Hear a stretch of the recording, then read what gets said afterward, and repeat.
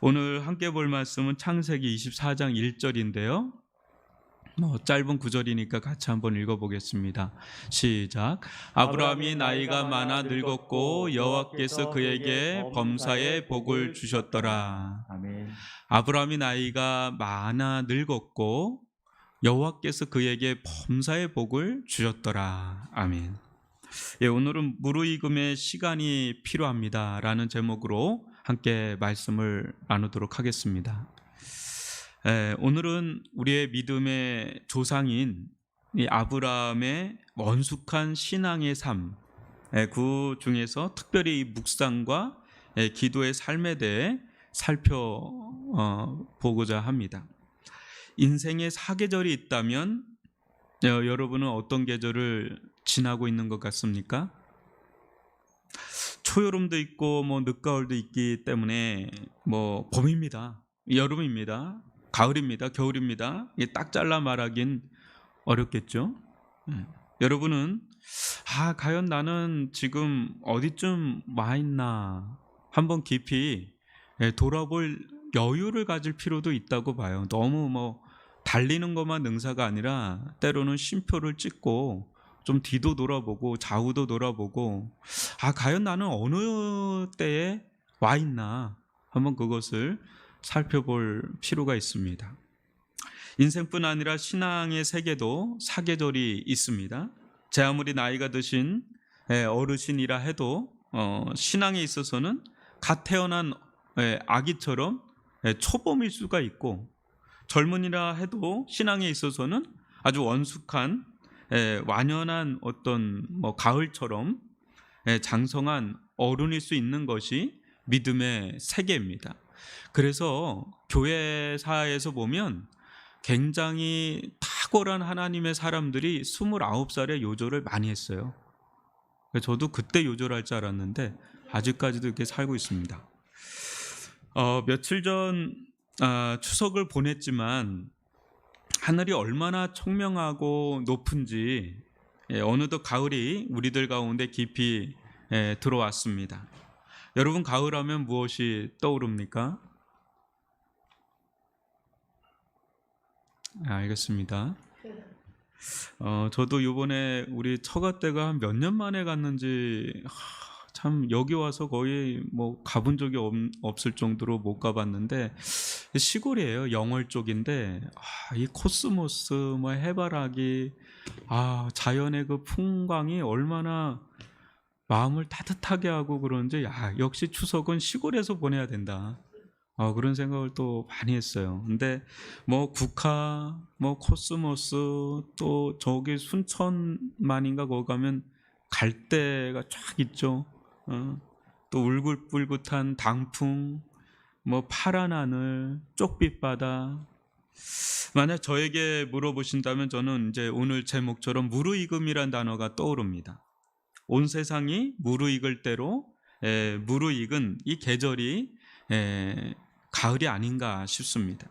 그런 점에서 신앙과 인생에 있어서 무르익을 대로 무르익은, 성숙하다 못해 완숙하기까지 한 이 아브라함의 인생과 신앙의 계절은 늦가을의 모습이 아닌가 싶습니다.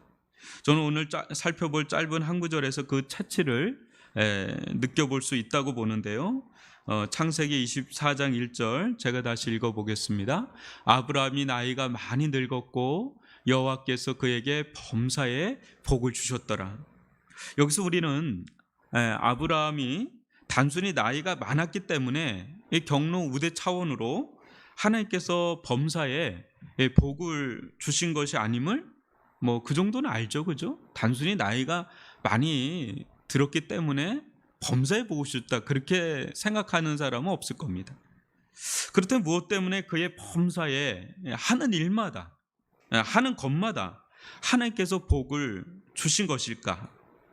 저는 여러분들, 저도 그렇고 여러분들의 인생도 이렇게 점점 나이가 들어가면 갈수록 범사에 하나님의 복을 받는 그런 인생들이 되길 주님의 이름으로 축원합니다. 근데 이렇게 되는 데까지는 여러 요인이 있겠죠. 저는 그런 요소 중에 아주 중요한 부분이 이 묵상과 기도의 무르익음에 있다고 봅니다. 아브라함의 믿음이 이게 완숙한 지경에 이르는데 두 가지 중요한 축이 있습니다. 하나는 이게 말씀 묵상이에요. 아브라함은 참 독특하죠. 누구에게 이렇게 사사받는 게 아니잖아요. 75세에 이게 많은 나이죠. 75세에 이렇게 부름을 받고 주님을 따릅니다. 근데 누구에게 배운 건 아닌 것 같아요. 그런데 하나님께서 주신 몇 마디의 말씀을 오랜 세월 깊이 새김질을 하는 이 묵상의 삶을 살아요. 누가 가르쳐 준 것도 아닌데. 여러분, 아브라함 때 성경이 있었어요? 없었어요? 없었죠. 그러나 뭔가 구전돼서 내려오는 게 있었고 그가 직접 들은 말씀이 있는데 성경을 살펴보면 그렇게 많은 말씀들이 아니에요. 여러분, 의외로 아브라함이 받은 말씀이 많지 않은 거 아십니까? 그렇게 많은 말씀들이 아닙니다. 근데 하나님께서 주신 그 몇 마디 말씀을 그는 오랜 세월 새김질을 합니다. 묵상의 삶을 산 거죠. 그때 그는 환경과 상황에 따라서 말씀을 재단하는 것이 아니라 이제 환경과 상황에 따라서 말씀이 이랬다가 저랬다가 왔다 갔다 하는 게 아니라 오히려 어때요? 하나님의 말씀으로 상황과 환경을 뛰어넘어서 볼 수 있는 어떤 눈을 가지게 되죠. 즉 영적으로 사고하는 법, 믿음으로 사고하는 법을 체득을 합니다. 성경에는 아브라함의 이런 흔적들을 꽤나 자주 기록하고 있는데요. 로마서 4장 17절로 20절을 보시면 교독으로 한번 읽어보겠습니다. 기록된 바 내가 너를 많은 민족의 조상으로 세웠다 하신가 같으니 그가 믿은 바 하나님은 죽은 자를 살리시며 없는 것을 있는 것으로 부르시는 이시니라. 아브라함이 바를 수 없는 중에 바라고 믿었으니 이는 내 후손이 이 같으리라 하신 말씀대로 많은 민족의 조상이 되게 하려 하심이라. 그가 100세나 되어 자기 몸이 죽은 것 같고 살의 태가 죽은 것 같음을 알고도 믿음이 약하여지지 아니하고 믿음이 없어 하나님의 약속을 의심하지 않고 믿음으로 견고하여져서 하나님께 영광을 돌리며.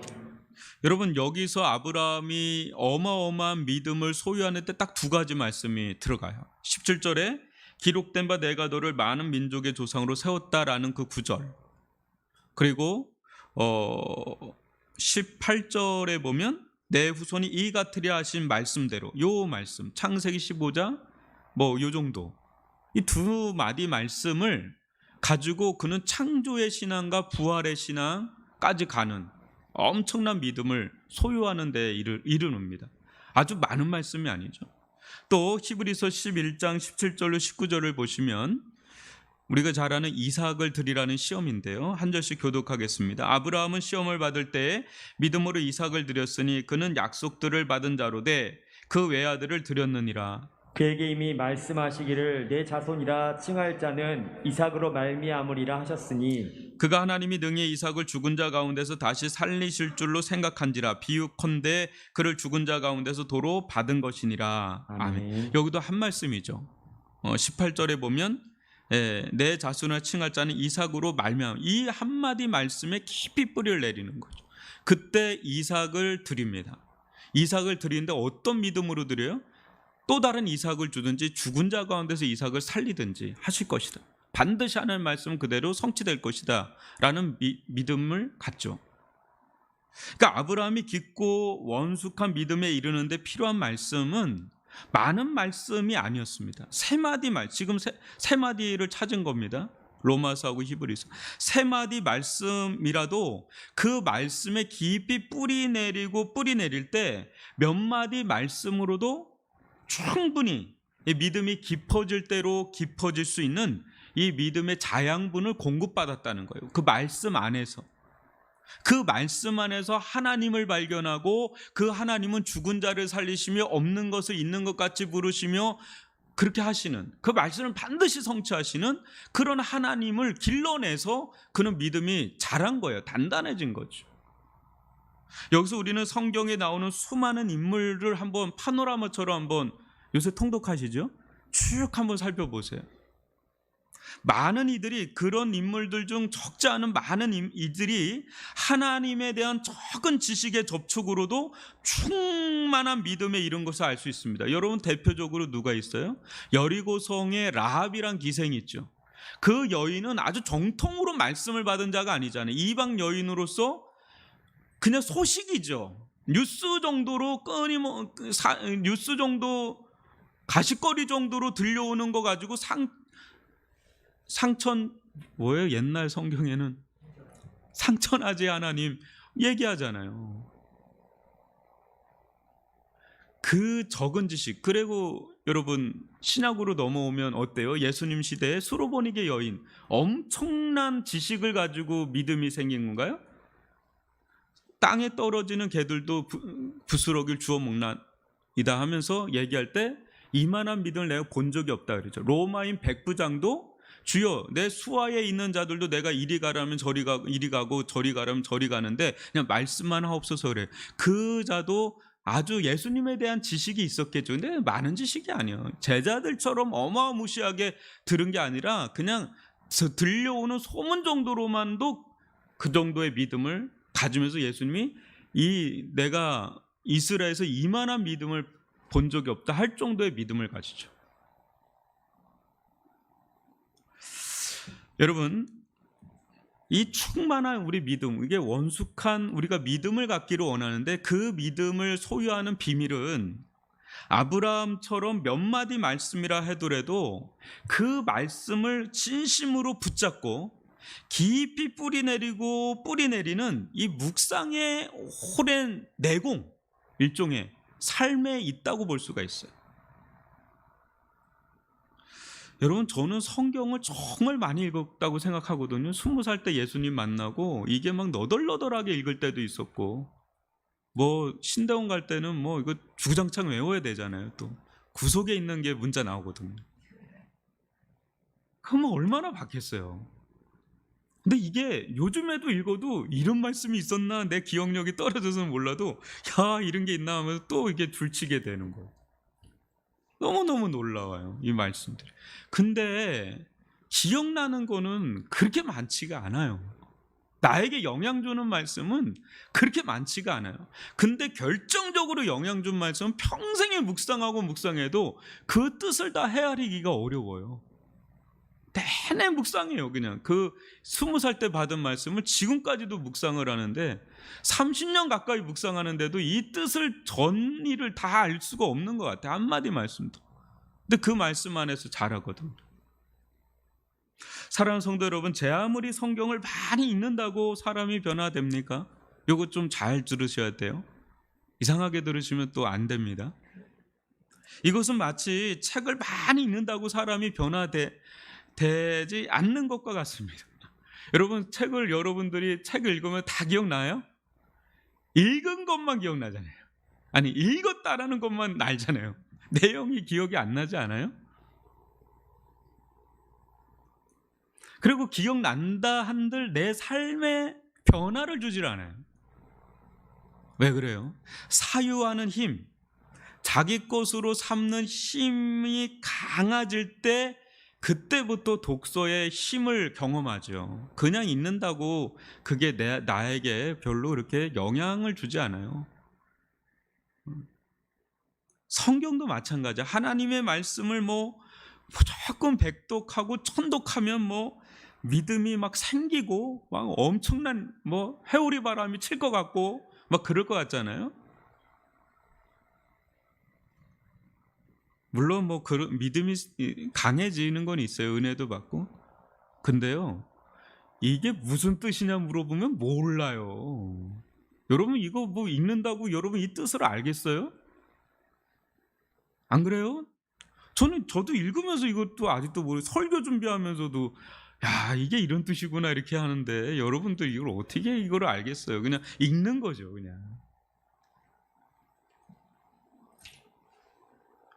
그게 나를 이렇게 백독 천독을 무시하는 게 아니라, 그거 자체가 나를 변화시키는 게 아니라, 그 중에 몇 마디 말씀, 한두 마디 말씀이라도 내 영혼의 레마드로 탁 들어오는 거 있잖아요. 깨달아지면서 확 들어오는 그게 깊이 받아들여지는 거.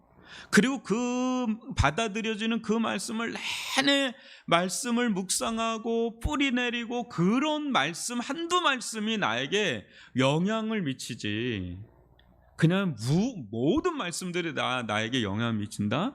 그러지 않아요. 그러지 않단 말이죠. 근데요, 여러분들이 잘 들어보세요. 여러분들이 한두 말씀에 깊이 부딪히면서 거기서 깨달음이 오고 거기서 눈이 열리고 변화를 경험하고 그러잖아요. 그러면 놀라운 일이 일어나는데 하나님의 말씀을 풍성하게 그거를 소화할 수 있는 소화력이 오히려 더 생겨요. 그러니까 무조건 많이 읽는다고 제가 통독을 무시하는 게 아니라 그것만 주구장창하면 안 된다는 걸 얘기하는 거예요. 묵상의 중요성을 얘기하는 겁니다. 묵상은 그냥 정주하는 거잖아요. 마주하는 거예요. 오랜 시간 거기에 머물러 있는 거란 말이에요. 근데 그 한두 말씀에 오래 머물러 있기보다는 빨리 많이 읽어야 되겠다라고 생각을 하면 안 된다는 거예요.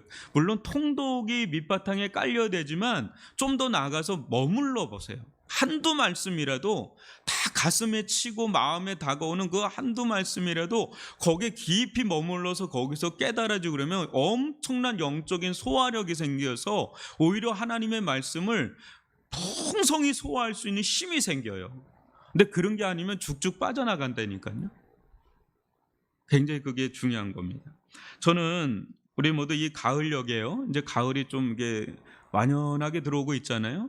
이때 뭐 책도 좀 읽으시고 성경을 좀 읽는데 어느 때는 쭉 달려가면서 읽기 바쁘실 거예요. 어느 때는. 그렇지만 좀 멈추시고 좀 멈추세요. 괜찮아요. 빨리 안 읽어도 되잖아요. 빨리 읽는다고 뭐 주나요? 뭐 통독반에 뭐 주기로 했나요? 그런 거 아니면 어떤 말씀에서는 여러분 오랫동안 머물러서 사유하는 힘을 길러보세요. 계속 아브라함은요 몇 마디 말씀을 계속 몇십 년을 그 몇 마디 말씀 안에 머물렀던 자예요. 그때 그 안에서도 충분히 믿음이 자랄 수 있는 자양분을 공급받았단 말이죠. 이 묵상의 사람은 뿌리 깊은 사람이에요. 뿌리가 깊어야 되는 거예요. 그때 오히려 더 뻗어나갈 수 있는 힘을 가지게 되는 겁니다. 그래서 이 아브라함에게 있어서 이 묵상을 우리가 볼 수가 있고요. 아브라함의 믿음이 또 원숙한 지경에 이르게 된 또 다른 축은 오랜 기도의 삶에 있습니다. 아브라함은 말씀의 사람 못지않게 기도의 사람이었습니다. 우리 주변에 보면 이 두 가지를 균형 있게 갖춘 자가 자를 찾기가 참 힘들어요. 기도를 많이 하는 분들은 말씀이 상대적으로 약하고 또 말씀이 아주 강한 분들은 상대적으로 기도가 좀 약한 걸 볼 수가 있어요. 그래서 이런 분들 중에는 기도가 더 중요하다. 아니다. 말씀이 더 중요하다. 막 이렇게 막 강론을박을 막 하는데 아니죠. 이 둘은 상호적으로 굉장히 중요하죠. 서로 간에. 정말 여러분 말씀이 강한 사람이라면 그 사람 기도가 강할 수밖에 없어요. 왜요? 말씀은 계속해서 기도를 얘기하고 있는데 또 기도가 강한 사람은 말씀이 강할 수밖에 없어요. 왜요? 기도 속에서 성령은 진리의 영으로서 우리로 하여금 진리를 깨우치게 하니까 말씀이 강할 수밖에 없어요. 이 둘은 아주 같이 가야 뗄래야 뗄 수 없는 거죠. 이걸 좀 더 이해하기 쉽게 표현하자면 이래요. 장작이 있는데 이 말씀이 장작이라고 한다면 기도는 뭐예요? 불을 땡겨오는 어떤 도구와 같아요. 불은 아니에요. 기도가 불은 아닌데 불을 가지고 오는 어떤 도구와 같단 말이에요. 그래서 이 두 가지를 통해서 말씀과 성령이 만날 때 그때 영적인 스파크가 터지죠. 그러면서 불길이 이제 우리 속에서 타오르는데 이게 은혜의 불이라 그러거든요. 이제 은혜의 불, 이 성령의 불은 은혜의 불인데 여기에 장작이 계속해서 주어지면 계속해서 타오르죠. 이 개인에게 타오르면 이게 영혼의 각성이죠. 이게 영혼의 불이란 말이에요. 불꽃처럼 산단 말이에요. 근데 이것이 한두 사람이 아니라 공동체에 임하면 이건 불길이 되는 거죠. 이게 나를 넘어서서 같이 불타니까 이게 불길이 되는 거죠. 이게 이제 이 한 공동체를 넘어서 지역 또 민족으로 넘어가면 이거는 이제 부흥의 불길이라고 하는 거죠. 우리나라는 한번 그런 경험을 한 적이 있었죠. 이게 불같이 타는 거죠. 이 말씀과 기도가 같이 결합이 돼서 거기에 성령의 불이 떨어지면 그때는 이제 불꽃처럼 사는 불타는 교회가 또 불타는 부흥의 불길이 일어나는 그런 때가 오는 것이죠. 지금 그 어느 때보다도 참 부흥에 대해서 우리는 마음이 많이 이게 다운돼 있을 겁니다. 저도 그렇고 아는 많은 분들이 지금 많이 다운돼 있을 텐데 오늘도 준비하면서 그런 마음이 드는 거야. 다시금 힘을 내서 하나님께서 부흥의 불길을 한번 지펴줬으면 좋겠다. 이건 도저히 우리 힘으로는 될 일들이 아니겠다. 하나의 은혜를 베풀어 달라는 그런 마음이 드는데 그 전조 단계에 뭐가 있겠어요. 그래도 우리가 해야 될 일이 있죠. 말씀을 계속 묵상하면서 기도하는 거, 그건 우리가 해야 될 일이죠. 아브라함은 깊은 기도의 사람이었습니다. 그러하기에 하나님은 아브라함을 소개하기를 나의 벗이라 부르기를 주저하지 않았습니다. 여러분 야고보서 2장 23절 같이 한번 읽어보겠습니다. 시작. 이에 성경에 이른 바 아브라함이 하나님을 믿으니 이것을 의로 여기셨다는 말씀이 이루어졌고 그는 하나님의 벗이라 칭함을 받았나니. 벗은 사전적 의미로 손을 이렇게 마주 잡고 서로 도우며 더불어 친하게 지낸다는 그런 뜻이 있어요. 여기서 이제 더부살이, 모둠살이 이런 말들이 나왔다고 합니다. 그만큼 이 벗은 누구에게도 말하지 않는 속 깊은 비밀까지 털어놓고 평생을 함께하는 그런 친구죠, 친구. 근데 친구라는 단어도 정감이 있지만 이 벗이라는 단어도 굉장히 정감 있게 다가오는데 여러분도 그런 경험이 있으실 겁니다. 정말 속 깊은 우정을 나눈 친구가 있죠. 그런 친구에게는 가족이나 심지어는 연인이나 배우자에게도 말하지 못하는 이야기까지 털어놓는 그런 때가 있죠. 그만큼 서로 비밀이 없을 정도로 친밀한 사이고 신뢰하는 사이라는 거죠. 하나님은 아브라함을 그와 같이 여겼다는 거예요. 창세기 18장 17절을 보시면 같이 읽어볼까요? 여호와께서 이르시되 내가 하려는 것을 아브라함에게 숨기겠느냐. 내가 하려는 것을 아브라함에게 숨기고 뭔가 비밀리에 진행하겠느냐 이런 거예요. 아브라함도 하나님께 숨김이 없었지만 하나님도 아브라함에게 굳이 숨기고 싶은 마음이 없었습니다. 그에게 앞으로 행하실 모든 것들을 미리 이야기하듯 나누시고 행하기를 기뻐하시는 거죠. 그만큼 하나님과 아브라함 사이에 아무런 장벽이 없는 거예요. 막역한 사이라는 거예요. 하나님과의 막힘없는 교제와 교통, 이것은 어느 한날 주어지는 일이 아니라는 것쯤은 우리가 알죠. 친구는 꼭 필요할 때만 연락을 주고받는 일적인 사이가 아니잖아요. 그죠? 우리는 퇴근했는데 카톡이 오거나 전화 오면 굉장히 짜증나잖아요. 직장에서. 왜? 일로 다가오기 때문에. 근데 친구가 밤에 전화 온다? 그럼 언제든지 오픈이죠. 대충 오케이죠. 왜? 그냥 관계가 있으니까. 언제 어느 때 연락해도 이상하지 않는 것이 친한 친구 사이 아닙니까? 그죠? 하나님도 아브라함도 서로 그렇게 대하였다는 겁니다. 서로 친구다. 하나님의 벗이다. 꼭 필요할 때만 기도한 것이 아니었다는 거예요. 아브라함. 우리는 꼭 급할 때, 더 큰 일이 날 때, 이럴 때 막 기도하는 게 있는데 그러질 않았다는 거예요. 아브라함 늘 일이 있으나 없으나 이야기 나누듯 하나님과 교제하고 소통하고 속 깊은 마음까지 나누면서 관계를 맺어온 거죠. 그래서 우리 딸들은 자라면 엄마하고는 어머니하고 이제 친구 사이가 된다는 게 왜 그래요? 매일 전화하니까. 매일 전화하잖아요. 가끔 전화하는 게 아니라 그러니까 어느 순간에 이제 어머니하고 마음을 나누는 사이가 되니까 이제 친구 사이 같은 게 돼버리는 거죠. 하나님과도 그런 거죠. 하나님과도 늘 교제하듯이 이야기하듯이 대화 나누듯이 내 속에 있는 것들을 다 시실콜콜 미주알 고주알을 다 그냥 아뢰는 거예요. 전능하신 아버지시여 이럴 때만 하는 게 아니고 그 통로가 뭐였겠어요? 이게 기도죠. 당연히 기도였던 거죠.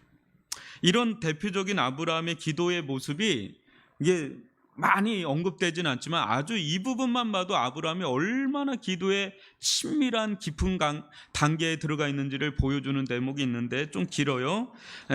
창세기 18장 22절로 33절입니다.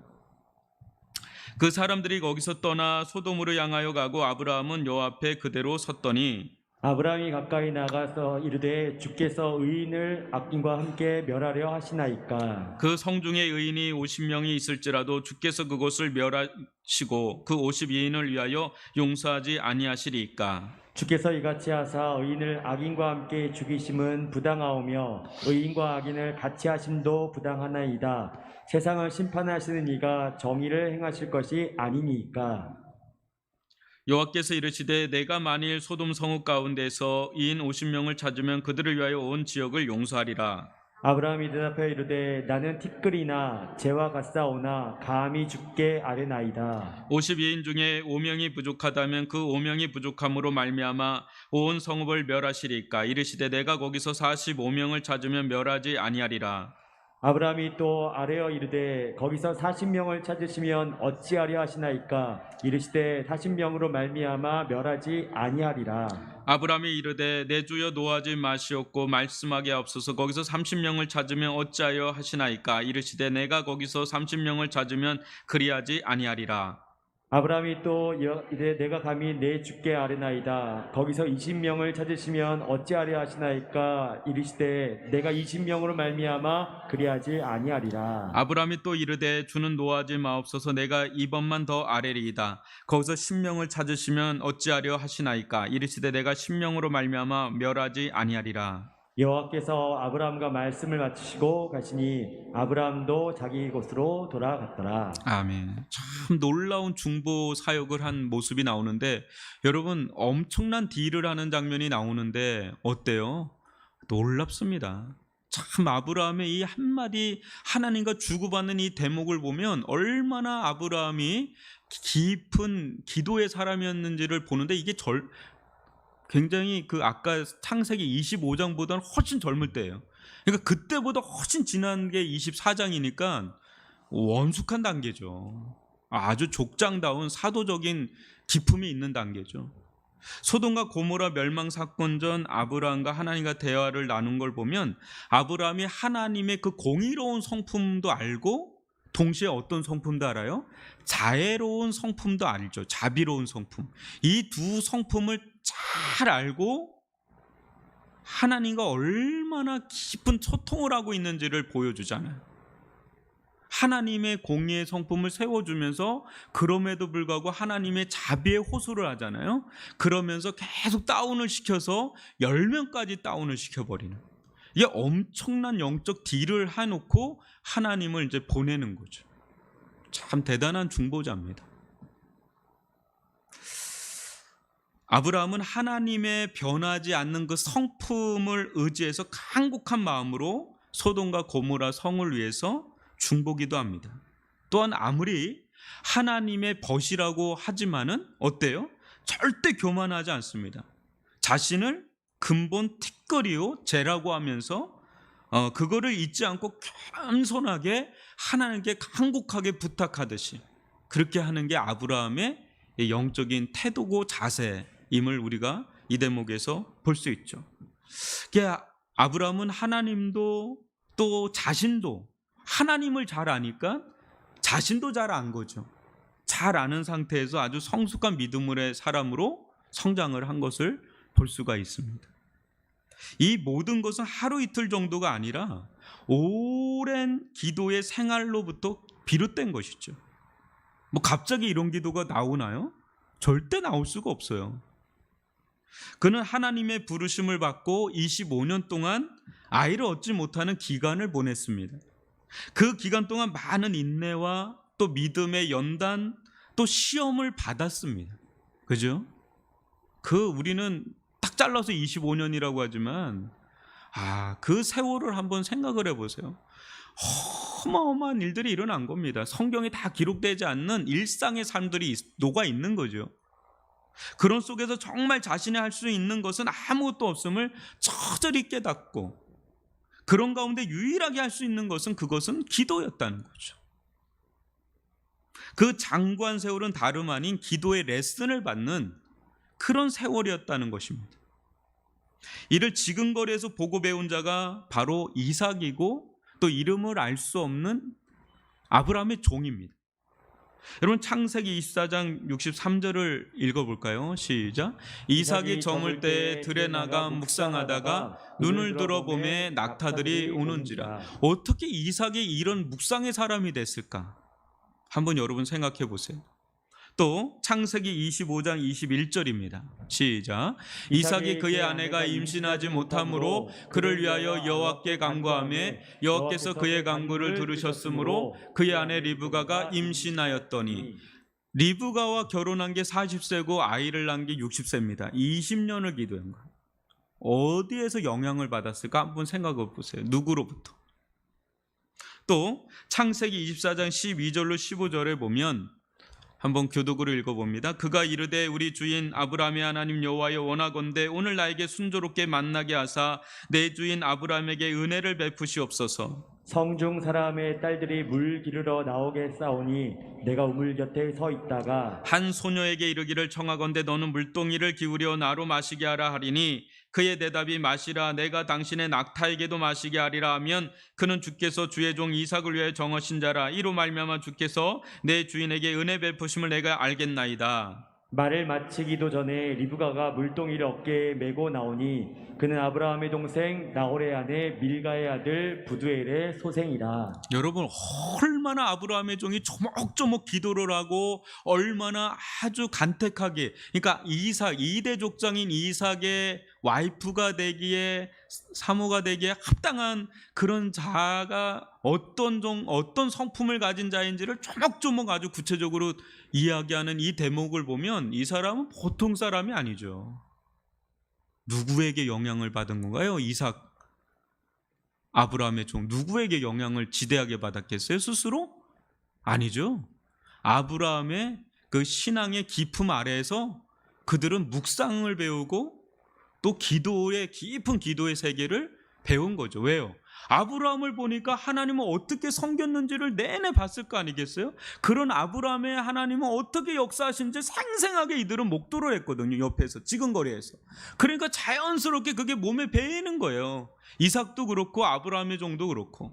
그러니까 기도에 몸이 배이고 묵상에 몸이 배이는 대목이 여기서 이제 보여줄 수 있는 거죠. 아브라함은 그렇게 원숙한 묵상의 사람이고 기도의 사람임을 우리가 알 수 있는 대목이 또 이 대목에서 볼 수가 있는 겁니다. 사랑하는 성도 여러분, 인생과 어떤 신앙의 계절이 수없이 옷을 바꾸어 입으면서 우리의 인생은 계속해서 흐르고 있습니다. 지금도 또 한 해가 가고 있는 거예요. 우리의 인생이 긴 것 같아도 생각보다 짧고요. 또 짧은 것 같아도 생각보다 굉장히 긴 게 인생입니다. 우리는 가을의 문턱을 넘어 모든 것이 무르익어가는 그런 계절 속에서 무엇이 무르익기를 바라고 있는지 여러분 한번 이 시점에 곰곰이 한번 생각을 해보세요. 이게 계절도 또 오곡백과도 이렇게 푹 무르익어 가는데 나는 내 인생이 지금 어디 시점에 와 있는데 뭐가 이렇게 어느 영역에서 나는 무르익어 가고 있는가? 우리 가정도 돌아보고 또 내 자신도 돌아보고 자녀도 돌아보고 신앙도 돌아보고 여러 가지를 돌아보면서 이 무르익음, 시간이 필요하잖아요. 무르익으려면 시간이 필요한데 저는 우리 모두 다른 무엇보다 하나님을 향한 믿음이 좀 더 무르익기를 바랍니다. 쉽지는 않아요. 우리가 이렇게 자유롭지 않잖아요, 지금. 그럼에도 불구하고 이 시기에 또 무르익을 수 있는 거죠. 이 코로나와 같은 이 시기에 또 단단하게 무르익을 수 있는 믿음이 있어요. 고난이 아니면 무르익지 않는 믿음이 있잖아요. 그죠? 평안하게만 하면 여러분 믿음이 단단해질 것 같잖아요. 그렇지가 않잖아요. 연단과 고난 속에 또 빚어지는 믿음이 있거든요. 그때에. 그러니까 지금 이 시기에 이 코로나 속에 우리의 믿음이 또 무르익을 수가 있는 거거든요. 그러기 위해서 우리가 가야 할 길, 해야 할 일을 감당해야 합니다. 그것은 한쪽에는 이 묵상의 삶이고 또 다른 한쪽에는 기도의 삶이에요.